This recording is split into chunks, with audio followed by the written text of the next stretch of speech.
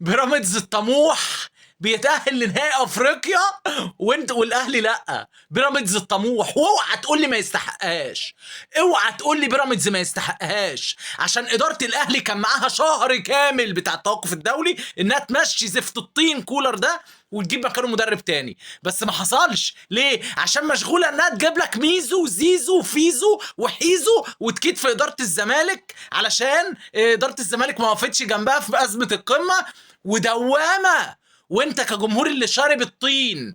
اما بيراميدز بيبني لنفسه ومهتم بنفسه بقاله سنين، ووصل للحظه اللي هو يستحقها.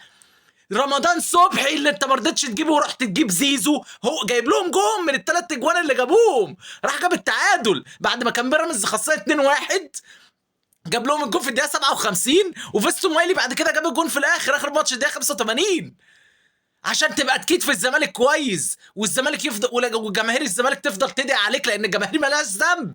فاللي انت فيه ده طبيعي، وهرجع اقولها تاني وتالت، لو انت عندك ضمير بجد، اهلاوي زملكاوي اسماعيلاوي اتحداوي ايا كان النادي الجماهيري اللي انت بتشجعه، عندك ضمير، هتقول ان بيراميدز يستحق المكان اللي هو فيها دلوقتي، وغالبا اخر الموسم هياخد دوري وكاس ودوري ابطال افريقيا. السلام عليكم.